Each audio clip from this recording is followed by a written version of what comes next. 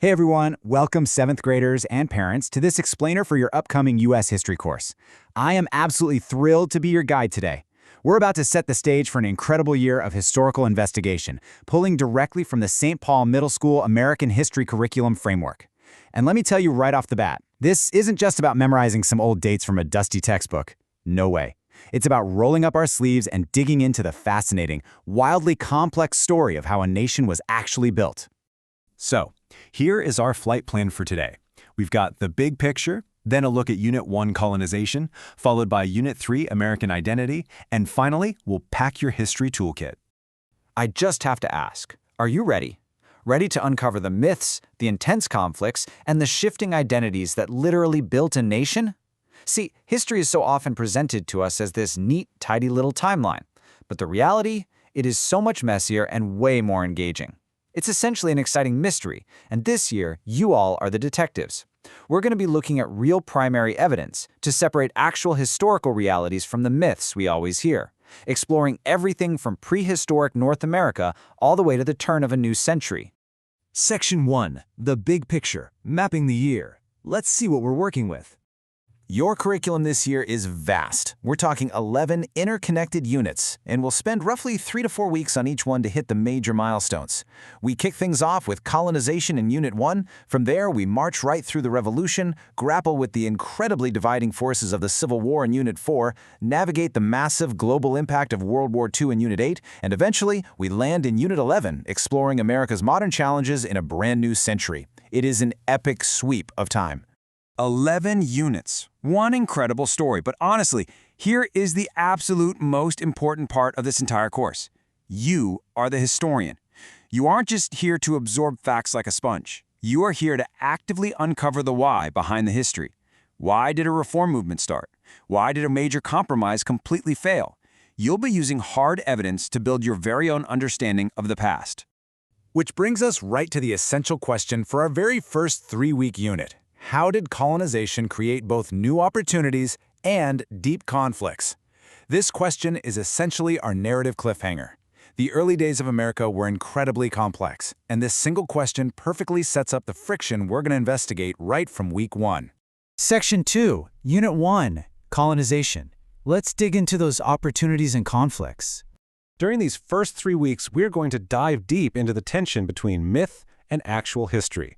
We absolutely have to acknowledge the contrasting realities of colonial development. It's really a tale of two realities. On one side, sure, we see new opportunities, the establishment of brand new settlements, the spread of rational thought, religious piety. But at the exact same time, we have to confront the deep, devastating conflicts, the destruction of Native American life, and the establishment of transatlantic slavery.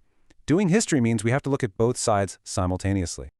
So, by the end of this unit, you'll be hitting some really specific, high-level outcomes. You're going to analyze those tensions between the myths of colonization and actual history. You'll connect the brutal institution of slavery directly to early colonial economic systems. You will explain how these colonies developed structurally, and you're going to do all of this by using real primary evidence from historical accounts.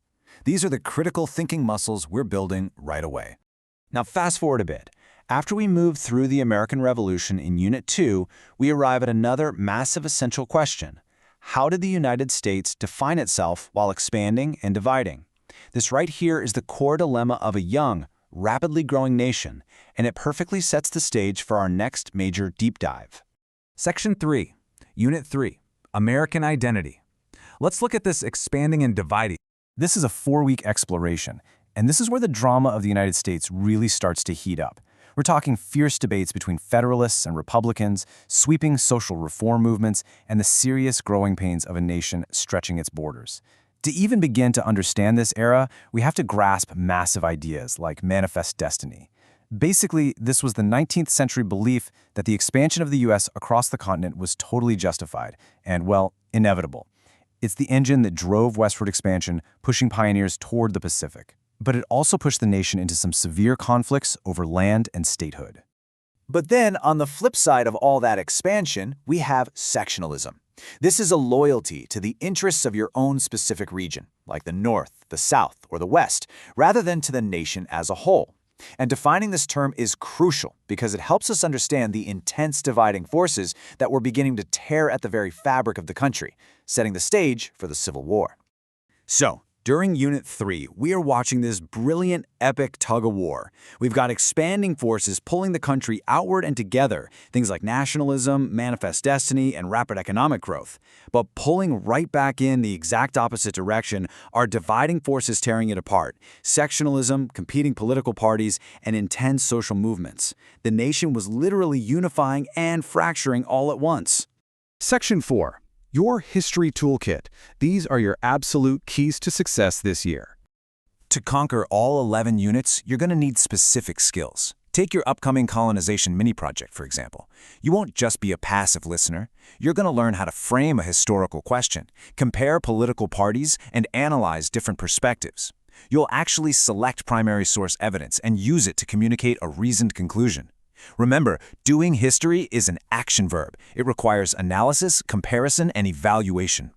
And your daily approach, which also ties right into the success criteria for your projects, will follow these 3 vital steps. First, grasp concrete examples. A huge misconception is that history is just abstract ideas, but actually, it's about real people and events. Second, master short definitions so you can really build up your vocabulary. And third, communicate your conclusions by connecting past evidence to modern life. We always want to be doing a quick check of our understanding, making sure the evidence we select helps us make sense of our world today. So, we've mapped out the journey. We have looked at the deep conflicts of early colonization. We've explored the dramatic expansion and division of a growing American identity. And we've packed your toolkit. The tools are officially in your hands. So I'll leave you with this final thought. Which piece of history will you uncover first? Get ready to dive into Unit 1 on day 1 and prepare for an absolutely incredible year of discovery.